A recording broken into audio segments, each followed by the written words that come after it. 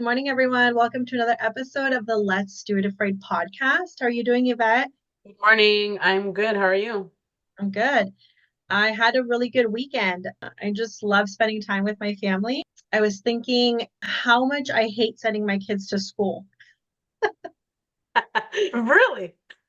I do, and I don't know if I'm the only parent that feels this, Mhm. but I genuinely wish that I could have my kids with me all the time. I mean, you can if you homeschool them, but for me, it's a lot of work. I So, know. yeah, like COVID, they had no other choice than to homeschool kind of because they only were on the computer for like an hour. Um, Hmm. but it was rough, girl. Maybe it was because I just had my other baby while that happened, and it was great running a household with three kiddos and trying to get one to work while the other one was trying to play and run around the house. And it was like, how do you make this work? Because it was wild.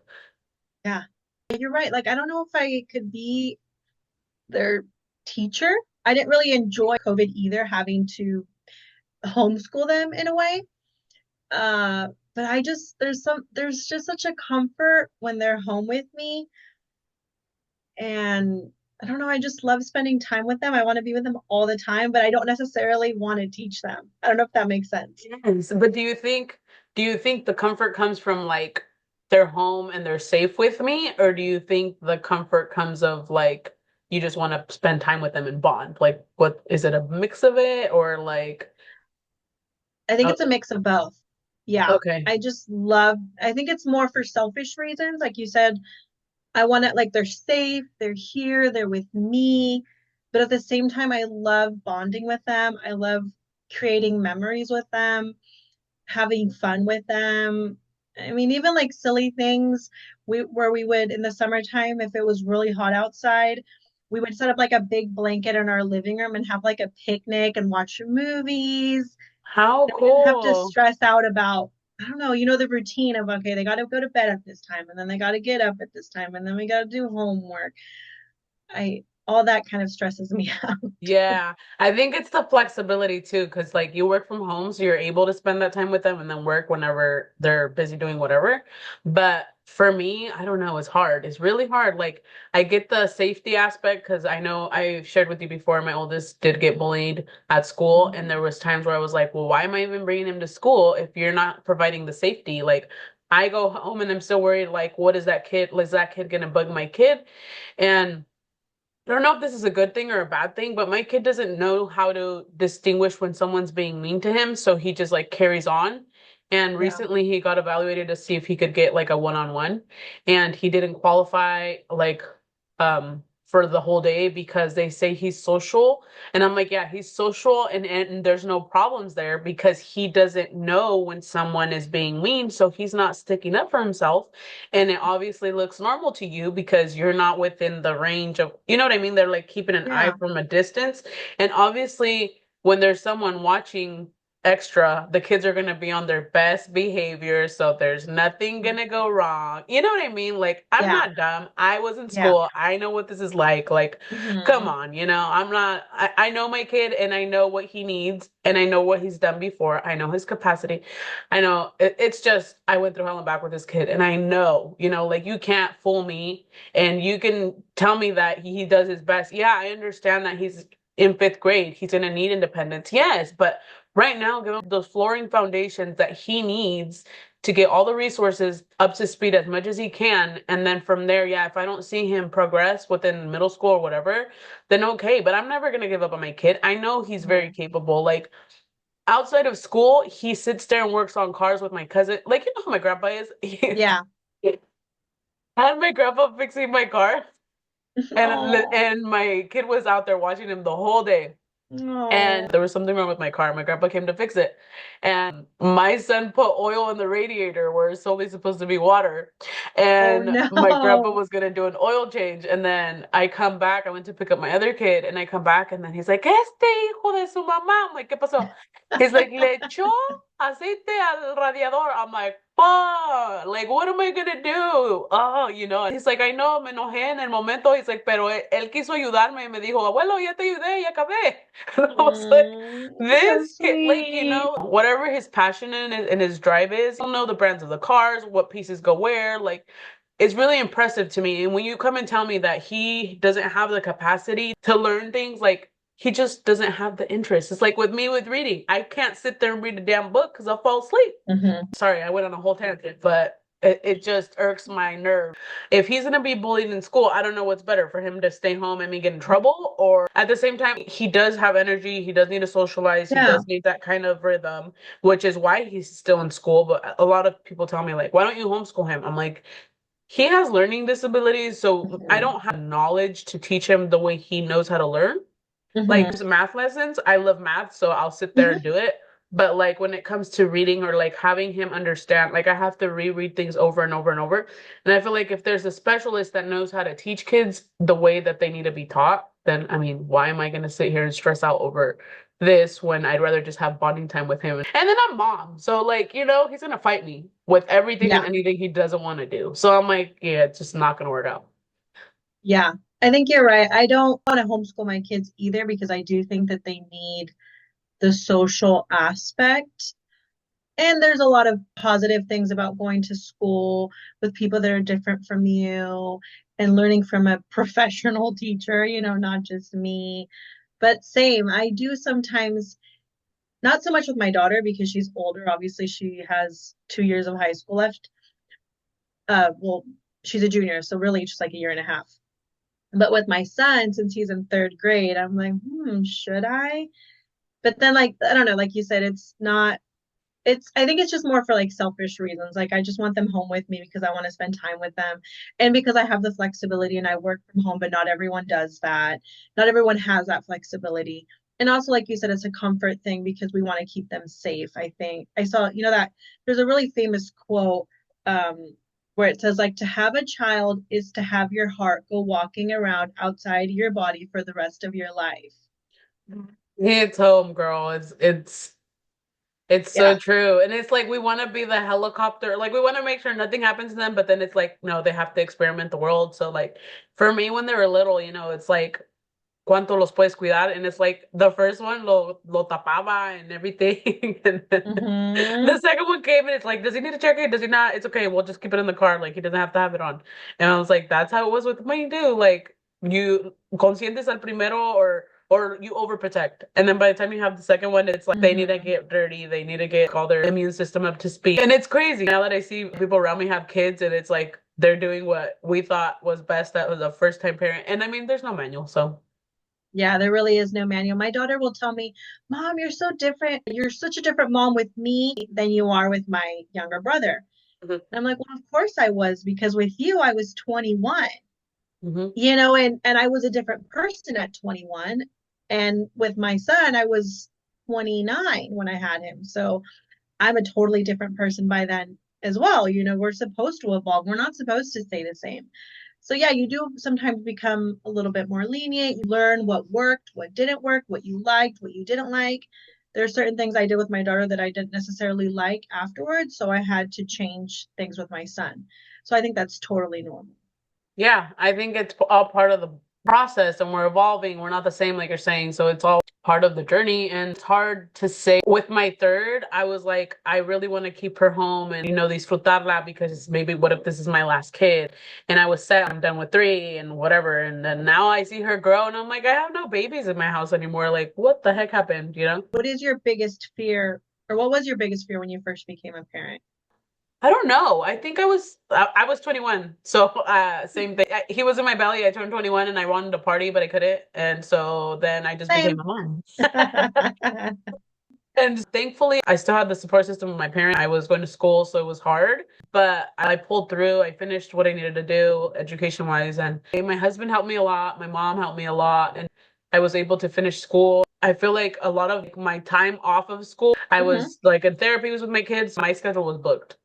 And thankfully, he's doing better. When he turned 3, he went to school. I didn't have an option. So I was like, I was lo quiero tener conmigo. So like I Hmm. enjoy him a little bit more, but it worked out. And he liked school. They did his therapy, so then it helped me there. And with my second, I was working at a CPA firm. So I was working like 12-hour days sometimes. And I was so sad because he was growing so fast and I would barely see him. Las horas que lo I come home and he's sleeping. And I'm like, this is not it for me. For me, it was enjoying their time when they're little, because those are the memories that are going to stick with them when they grow. And it's like, if somebody else is raising my kid, then I don't know if this is the best thing that I could be doing for my kids. Because as a kid, when my mom worked all the time and I barely saw that, like, it shaped who I was, but it also made me think like I want to be able to be there for my kids, work, but also be there for my kids. I think for me, the scariest thing when I first became a parent was just realizing the weight of it all in the sense of like, oh my gosh, I have to raise a human being. And I think that was the first time that I felt like this huge responsibility on my shoulders because I was, I don't want to just be like, oh, pues I'll just raise him y a ver qué pasa. I really wanted to be intentional. So I started, reading a lot of books and watching a lot of TV around parenting. And there wasn't podcasts in those days, or else I would have listened to parenting podcasts. And just trying to figure out because I think my biggest fear was screwing them up. Yeah. And I would always tell my therapist too when I started therapy, I'm like, I don't want my kids to be like me. I don't want my kids to be like me. And I'm like, I don't want to mess them up. I don't want to traumatize them. But then at the end of the day, I realized, well, I'm human, so I'm going to mess up. There's no manual.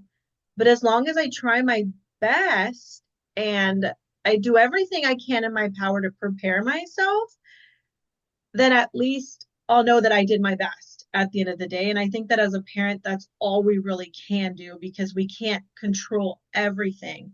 And we're just humans, so we're going to screw things up. Yeah, I was always like a kid person. Since I was little, I can remember like, holding the smallest little kid and like apenas podía caminar yo y ya tenía Yeah. el chiquillo acá, you know?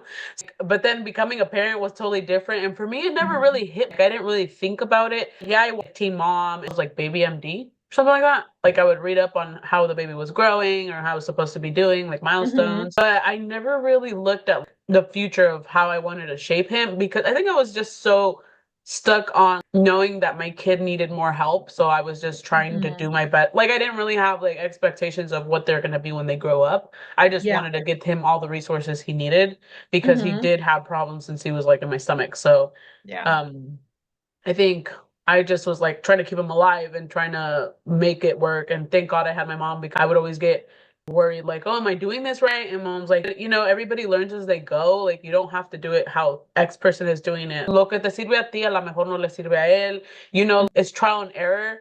And then my kid was super sensitive with his skin, with diapers, with leche and everything. So I was like, I was so hard. And then breastfeeding, I don't know if you breastfed or not, but he had his tongue tied, so he never latched on properly. And that was a whole ordeal. I felt like I was not, I don't know how to explain it. A lot of people don't talk about it, but like, for me, it was like I failed as a mom because I wasn't able Yeah. to breastfeed. And for some people, you can breastfeed. For some people, you do Yeah. formula right off the start. And I learned that the hard way. You're not less of a woman if you didn't breastfeed over breastfeeding because sometimes it just doesn't work out. And I know how that struggle is. He wasn't able to latch on. So what I did was pump, pump, pump because I knew that my milk was going to be more helpful for him on the long run because of all Mm-hmm. of his stuff that he had going on. So I think that I took it upon myself even more. And then I was like, I'm a failure because I wasn't able to breastfeed from the start and my kid would have been maybe even better or more functionable. I don't know how you say it, but more developed if I would have breastfed. But I mean, I did do enough like pumping for like 6 months. So he did get something as opposed to nothing. And then I did do like mixed feeding. So it just worked out. Kid was fed at the end of the day, which is how I look at it now. But in those days, I was so, I should be feeding my kid. And, it just doesn't always work Yeah. out. I didn't breastfeed either of my children at all. Milk never came out.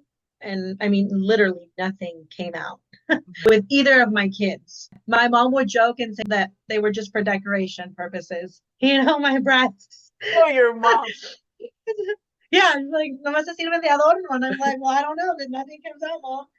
Both of my kids were formula fed, and I did feel guilty, but at the same time, as long as they were fed, that's really all that mattered to me. And both of my kids are so different, and their capabilities are so different. I mean, yes, there are a lot of benefits to breastfeeding, but I don't think you should feel guilty like, oh, I didn't breastfeed him. I must have done something wrong because I don't think that has anything to do with his situation.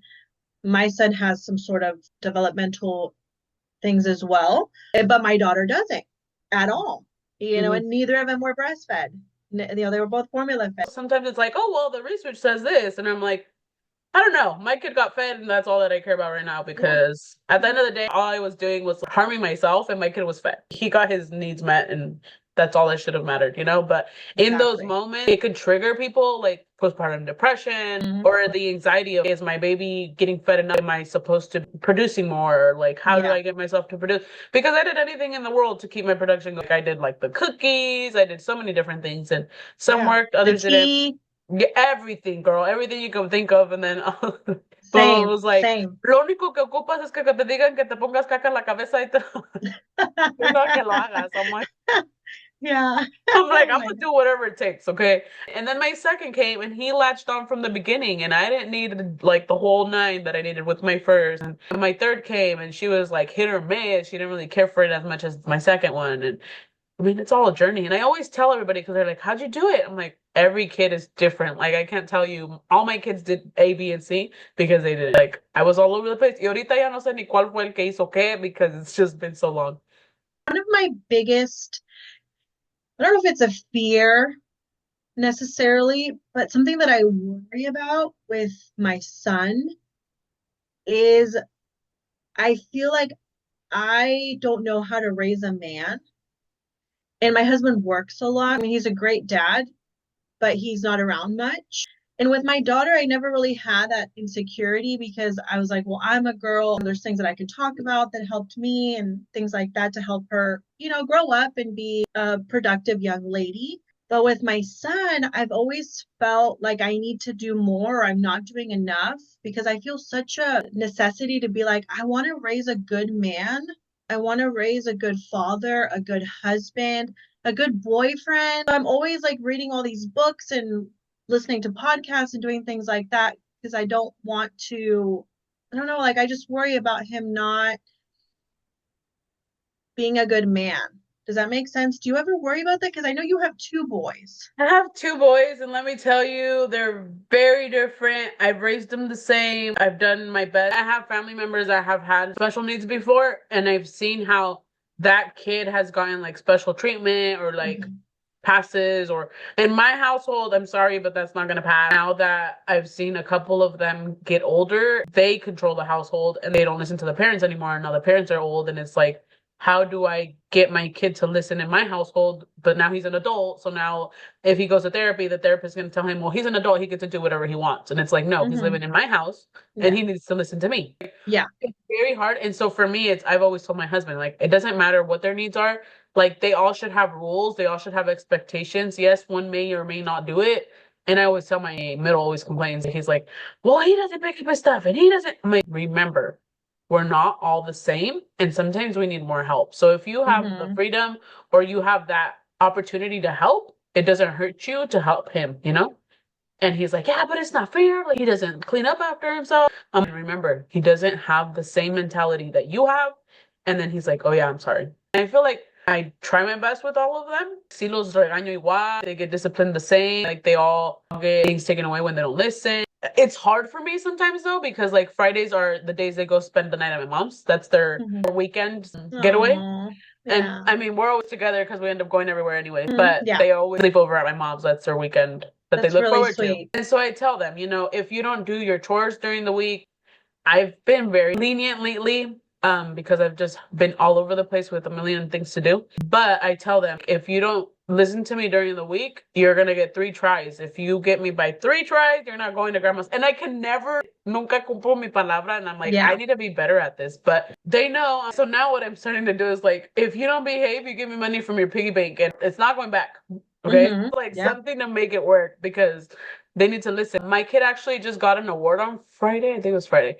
And I was like, I've never seen this. And my oldest, it has disabilities. So I'm like, maybe that's why I didn't get him. I don't know. But he got Hmm. an award and my husband picked him up. So I'm like, ¿y qué te dijeron? He's like, nada, me lo dio él. I'm like, so what does this mean? So I messaged the teacher and she's like, oh yeah, he got awarded in front of the whole school and it's only one kid.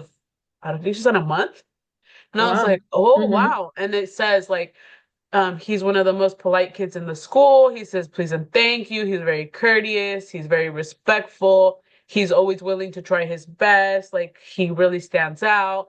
And I was like, what did they tell you? And he's like, they told me they're so happy to have me in their community. I was like, that's so cute. And he's That's like, really sweet. yeah, I was like, that is awesome. But I don't teach them any different. And my husband, Yeah. like you say, like my husband works and he's not always here to help them. Like, yeah, he takes them to sports when he can and things like that. But I see your worry, but at the same time, they see you as their example of having a wife. So as long as you do your whatever you do and however you want him to have that comfort in his home, he'll probably like pick up, and because I don't tell my kid like open the door for me, go do this. And he does that for everyone. And I was at a meeting at school and the daughter of the girl that works there had to go to the bathroom and she's like 15. And then he also had to go to the bathroom, so they went together. And they come back, and then the lady's like, "Oh my God, tu hijo sorprendió a mi hija. Every door he walked through, he opened the door, he waited for her to pass through, and then he closed it, and then he went to the other bathroom, and then same thing, he waited for her to get out." And then she's like, "Does he do that? Did you teach him that?" No, I didn't teach him that. I don't know where he got it from, but good. Yeah. No, I do tell my son, I'm like, open, can you open the door for me, please? Or open the door for your sister. Or sometimes he'll randomly pick a flower and bring it to me. And I'll make a huge deal, like, oh my gosh, thank you so much. This made me so happy. It made my day. Girls, we love flowers, and especially when we weren't expecting it, it was a surprise. He keeps doing it because he sees that I get so excited. That is so awesome. My kid does the same thing. Or I'll be like, hey, when you have a girlfriend, and you go pick her up, I want you to get out and open the door. But I also teach my daughter, I'm like, if you go on a date, I want you to walk up to the car. If he does not open it, you do not get in. You wait right there on the curb until he gets out and opens the door. I want her to expect that, and I Yeah. also want my son to do that. Yeah. I don't have the capacity to think that far up and ahead. Like I'm just like, get me through the day and let's do this. Yeah. But Like, I that's don't know if it's awesome. me being old fashioned, but I just want, I don't know, I like those old values are really, I find them really sweet and really endearing. But it's like, you know how hard it. I think that that's why I went to Mexico to find my husband because there's like no values. The kids here all over the place, and I feel like they're very immature. I mean, in Mexico, I guess they have no other choice than to grow up because they don't have the Hmm. opportunities that we have here. We take Hmm. everything for granted here, I feel. And my husband would always open the door for me. He'd like buy me roses out of nowhere. I knew the sacrifice it was for him to buy those things because he did Yeah. only get paid like 700 pesos a week. And the sacrifices that they make to get you those things. You know what I mean? Yeah.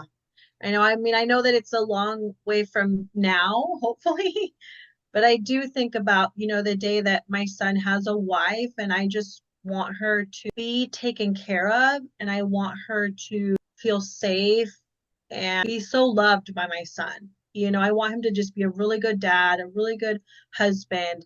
But you're right. I mean, the same way that I am with my daughter, if I just implement those same things that I expect from her to be a kind, decent human being, and I do the same with my son, at the end of the day, he will also be a kind, decent human being. Yeah, exactly. And it's funny because I don't tell my kid these things. He analyzes things. And my brother used to live with my mom. I think he barely moved out like a year ago. But he tells me, he's like, I'm not getting married. Don't even talk about girls to me. Like, I don't want to hear it. I'm not getting married. I'm living with you until I'm old and I'm going to pay your bills and I'm going to take care of you. And I'm like, who tells you these things, boy? Because I don't tell you. He's like, well, Angel did it. Angel does it all the time to grandma. So why do I have to go Mm, get married? Why do I have to have a girlfriend? And yeah. I'm like, whatever. And so my husband like messes with him sometimes cuando lo recoge, like there's a little girl that always say bye. And then he's like, Oh, is yeah. that your girlfriend? And then he's like, don't talk to me like that. You know I'm not getting married. Oh, that's so sweet. Well, hopefully he won't, but we don't. Right? I'm just like, I was thinking of that though, but it's hard. I want that bond with my kid forever, but then I'm like, they will grow up. Like, I want to have that understanding that life goes through phases and they're not going to be in my house forever. So, like, yes, I Hmm. cherish the moments that they are here, but I also want to be prepared for when they do leave. I'm not attached to them. Like, yes, I Yeah. will always be attached to my kids, but I don't Yeah. want to have them feel the pressure of leaving my house because I feel like poop. You know what I mean? Yeah. Because I Yeah. did feel that with my husband, like when he left and he was very attached to his mom. And I feel like his mom went downhill when he left. I feel like it's destiny or it's part of life. Like they're gonna grow up, they're gonna get out of Yeah. your house, and it's gonna be just like the two of you at the end of the day.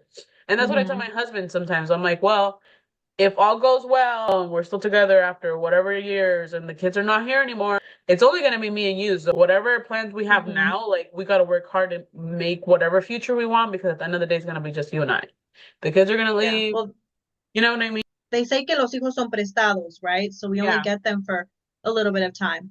It's hard because I see it that way, but other people don't see it that way. And when you see people going through relationships and the suegra is like giving you the upside Yeah. down of heaven and it's can you guys just like get it together? You should be happy for your kid to have these opportunities. You know, like, they're Yeah. experimenting what it's like. I feel like it's very hard when people are very entremetidos, you know? Well, I feel like some people have the mentality that our kids owe us something, Yeah. that they belong to us.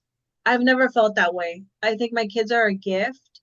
They're a gift, and we get to keep them for a little bit, but eventually they have to grow up and move on. I pray every day that my kids and I, even after they leave my home, have a bond Yeah. in the sense that, they come and visit me, I go and visit them, they call me at least a couple of times a week, fingers crossed, at least I'd Hmm. like to hear from them, or even if it's a text message, because of because I love them and I want the best for them and I want to continue to have a relationship with them. But at the end of the day, my kids don't owe me anything. I chose to have them. Hmm. I made that decision. And at one, they don't owe me anything at the end And of the maybe day. that's the change in mindset too, because I feel like a lot of the times, like our Latin culture or people in Mexico, like they have Yeah. kids so that the kids can somehow raise them. I don't know how to explain it. Like I see people having like 10, 15 kids. I'm like, how do you have time to give to each kid? And they're like, oh, es que nos van a ayudar a, get out of pobreza or, like Yeah. have a better future. And I'm like, I get that, but I saw the struggle my parents went through. And my dad, like his dad passed when my dad was 9. So my dad had to work Mhm. since he was 9 years old. And they Yeah. only had my grandma, and my grandma was 29 and she had 6 kids to feed. All their struggles. I'm like, it's not easy. And you guys think like, oh, having a kid is the kid's gonna feed me. And it's Yeah. whatever expectations you have of the kids. And it's like, I don't understand. Like they don't see the stress they put on the kids and the pressure. And I'm just like, our parents are fine and they made it through where they are now today. But Yeah. I'm just like the pressure was real back then, you know? Hmm. Oh yeah, for sure. I heard this podcast about somebody that puts up like family values in their home. Like they have like a cuadro or something, like a big piece of paper, poster kind of a thing with like their family values of, honesty, integrity, kindness, love, whatever that may be. And I thought that was really cool. I think I want to like implement that in my home as well, Yeah. just to kind of like a daily reminder of what our family values are and what we want to put out into the world. I think what you were talking about also about I think it's more of like the old school mentality of, back in the day, people had to have a lot of kids to help them work on the farm and things like that. But obviously now most people have less children. Yeah. And I think that the mentality has changed as well. I mean, I hope it has because back then kids were also seen kind of as, property. And Yeah. to me, that just doesn't fit the narrative anymore. Hmm. Maybe it's like, I don't know. I feel like because my husband did come from that kind of family or because I brought him from Mexico, the societies are very different. The expectations are Hmm. very different. Like the way they grow up is very different. And thankfully, everything has been good till now. But I don't know what the expectations are when we're older. Maybe we change. Maybe we get those kind of like things in our heads that our parents. Because like I see my grandma, she's 95, and like things she brings up sometimes, I'm like, Grandma, that was like normal in the 50s or 60s. Like Hmm. that is not normal anymore. And I'm like, I hope I don't like rewind when I'm old because that would not be good. You know? Yeah. Yeah. Another thing that I worry about a lot is for my children is like sexual abuse or anything like that really, really terrifies me. Like human trafficking, you hear all these things, kidnapping, of course. But I have listened to a lot of podcasts and I've read a lot of books that talk about that predators are less likely to target your child if you teach them to properly name their body parts. Oh, wow. So like for my son, because for little boys, they always find other names for Words. their private parts. Mhm. And I'm always like, no, like this is what it's called. I want you to call it this. Because if one day, I mean, I don't tell him this, but I'm like, if one day he has to stand in a trial and he says, like, oh, that man touched my wee wee isn't a real body part. Yeah. Also, the predator, they have found that predators are less likely to target your child if that child can properly name their body parts, because to them, that's like, oh, their parents have taught them, this is private area. Nobody touches it but you, things like that. So they know not to go after those kids because those kids are not going to be easy targets. Ah, okay. Okay. Yeah, I didn't know that. But I don't know, that's something that I've always had like a fear too, because like I don't trust it. Like I told you, I don't leave my kids with just anyone. Like it has to be someone that I don't know, like with my parents. And even then, like I still have to be calling them and like, oh, how are they doing? What are they doing? And are they Hmm. behaving? And who are they with? And Yeah. things like that. And I'm like, my parents already know. Like I'm much more comfortable when they're my parents because I'm like they live Yeah. very close and I know who's Hmm. there and like it's typical people that hang out at my house or come over Hmm. and so it's not much of a difference, but still, Same. I don't, my kids know we don't do sleepovers. no. Oh hell, no, no, no. We don't do sleepovers. If your friends want to come stay at our house, that's great. They're always welcome. But you will not be going to any friend's house. It just does not happen. The same. I only trust them really with my parents, and that's about it. How do we allow them to continue to grow up? Like how do we find a balance between wanting to protect them, but allowing them to grow up and make mistakes, experience freedom? That's very debatable. I was raised by my brothers, and my Hmm. parents, but my parents worked a lot. So my brother had to know who I was around and who lived in the household and whatever. Same thing like how you're saying, like if somebody wanted to come to the house, great. But if I wanted to go, Hmm. like it was like hard to go anywhere. And so once my brothers got out of the household and they like moved on, my parents were a little bit more lenient. And I'm thankful for that because I concentrated myself in doing good in school and singing and, just keeping myself busy. But at the same, my socialization was mostly in school. For my kids, they won't know what a sleepover is, like you're saying, because I don't allow Hmm. it. The only sleepover is at my mom's, that's the only place I get. Yeah. But like friends can come over and I have to know where they're at. Like I have a lot of family, thankfully, so they get that social aspect. But I worry about when they get older, and I know your daughter's older, so Yeah. my kids are still young. With my daughter, I have had to learn that balance because she is 17 and, she wants to go to football games and she wants to go to dances and she wants to go to the mall with her friends. I think it's easier for me than for my husband, Okay, okay. letting go. With my son, it's easier to keep him closer because he's 8. Yeah. But with our daughter, we have had to let her, go out on her own. For me, it's just a lot of prayer, Yeah. and my belief in God, and that could be many other things for other people, but for me, it's my belief in God and just trusting that I did the best that I could do to talk to her about ways to keep herself safe. Things like, hey, whoever you leave, if you get to the school dance, the friends you get there with are the same friends you leave with. Yeah. You don't get into cars with strangers. I mean, she's only 17, so she's not, drinking or anything like that. But I'm like, if, when you're 21, if you go to a bar, you watch the person make your drink, you hold on to your drink the entire time, you don't allow other people to buy you drinks, things like that. So I have to kind of trust myself that I did my best and I've tried to talk to her about ways to keep herself safe and really having to trust that I did a good job. Yeah, it's crazy how that still exists, like all the drugs that can go into alcohol and things of that nature. Like I remember talking about that when I was little, like hearing my brothers talk about that. And yeah, it's something that will happen down the road for me and like there's risks there. I don't know how I'm gonna deal with it, but I'll deal with it when it gets there. Do you feel social media brings in any more fears or has your daughter ever had problems with social media? I think it's brought some insecurity. I mean, I think that that's normal for teenage girls too, because we didn't have social media, and I remember feeling very insecure by seeing other girls around me and constantly comparing myself to them. But now it's like on a much bigger scale because on social media. And then obviously, having to tell her a million times, don't accept, friend requests from strangers, don't be messaging people if you don't know them, like face to face.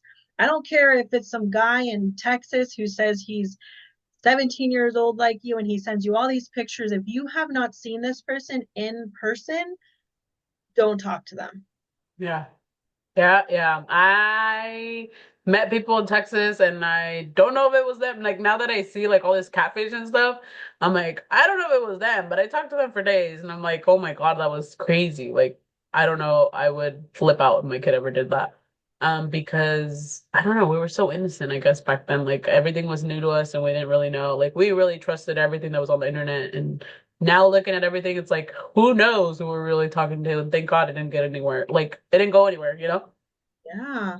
That you hear about, young people thinking they're talking to people their age, and sometimes they fall in love with these people and they're like, oh, or I'm gonna go pick you up or something, and then something horrible happens. So I'm like just trying to tell her, no, no, no. If you do not know these people face to face, you don't need to be talking to them. There's plenty of guys at your school you can talk to. We It, don't need to be talking to any guys in any other state. yeah, yeah, very, very true. Yeah. How do you feel that parenting has changed you as a person? Um, Gosh, I don't know. I don't know. I'm sure it has. It's made me grow up. Yeah, right? That's what I was thinking too. I'm like, I think mostly like maturing and going through things, but because I did have a kid since I was 21, I feel like I didn't have like that whole party scene. I think I kind of did. I had it earlier because I did go to Mexico very frequently, so that was like my party scenes over there. But like here, grow up, go to the bar, do this and do that. I'm like, I never really did that besides like when my brothers would have a birthday or something and they had an event, but like going out with friends, like I didn't have that um going out with friends era because I had kid and everybody else was partying. So it was very different. I think my kids, and I say this all the time, my kids really saved me. Not in the sense that I was a party. I mean, I had my daughter at 21. I joke and say that on my 21st birthday, I was drinking water instead of alcohol because I was 7 months pregnant. I never partied. I never went to a club. I never got drunk. I never did drugs. So I never got any of the party thing in my life. But I always felt really alone. And I always felt like I wasn't enough, like I didn't belong. And when I had my daughter, I just felt like my life had meaning, it had purpose. And I finally felt so much love. I felt like, oh my God, this is home. This is where I belong. I belong with my children. If nothing more, this was my purpose to come into this life and raise these two kids that I love more than anything in the world. So I really feel like my kids saved me in the sense that I don't know what would have been of my life if they hadn't come. I think I was very depressed and I was very sad. And I just felt really, really alone. And I honestly believed in my mind that nobody would ever love me. That is And wild so how when I we can had, do that to ourselves. Like yeah, it's wild. I just felt like I was never worthy. I was never enough. Nobody would ever love me. And so when I met my husband, and then we had our daughter, I just felt like this is love. Like somebody loves me. Somebody loves me so much that they gave me this gift, you Yeah. know? That is so awesome. I love that. Yeah. I don't know. I never really thought of it in that way because I did have a family and I did have like I had the support system, I guess you can say. And so for me, having a kid, I don't know, it just made I feel like it kind of I was thinking about this yesterday. Like I in high school, I did a lot of like volunteer work with the special needs kids because I had a cousin that was in the class. And then like I saw his struggles, so I really wanted to help them there. Where I had like a free period is when I went to go volunteer there. And I feel like that prepared me for what I'm dealing with now with my kid, all the IEP. Like, no, I've been inside the system on the other side, like as a helper. I know what these helpers do. Mhm. I'm not saying all of them are the same, but there was multiple kids with helpers, so I know what the system looks like. I know what the teachers do. Like I know. Like you can't tell me I don't know because supposedly that school was the best special ed class there was in the county or whatever. Yeah. And they were not the best to the kids. Like, let me tell you. For me, it's like, no, I'm doing everything in my power to get my kid up to speed, no matter what it takes. And so it's just something that I feel like it gave me more purpose because I already had helped people prior to that, but it gave me all the tools that I needed to become a parent and Hmm. then to fight for my kid, and now he's what, 11 now. So I just feel like Yeah. it just really like part of the journey. I don't know. I was like thinking about it yesterday. I'm like, oh, I didn't really think about it that way. How do you think that parenting has changed you? I just feel like I became more mature. I feel like I was already more mature for my age group because a lot of them, again, like were still immature. I was like, I don't want to deal with any of this stuff. Um, and every time I'd go to Mexico, I felt like everybody was like 10 years older than I am, like in my head. So it's like when I would go to Mexico, I'd be doing things I would be doing when I was 21, I guess you could say. I aged more faster, I guess. When I had my kid, I was like, I'm ready. And my brothers were like, you're too young to have a kid and blah, blah, blah, blah. And I'm like, I'm 21. Like, I'm not 15. I'm not 14. I finished my high school. I'm in college. What advice would you give to a new parent that's maybe dealing with a lot of fears and anxiety about being a parent? I feel like tune in onto what you really value and what you want at the end of the day. And I'm very much like you, where what do you want them to be when they're older? Where can you help them the most? Because again, every kid is different and sometimes they have special needs, sometimes they're more advanced. Like my middle is more ahead. So I was thinking, yeah, I'm looking at all the resources I can get my oldest, but also my middle is very smart. I don't want to lose that opportunity for him to be more smarter.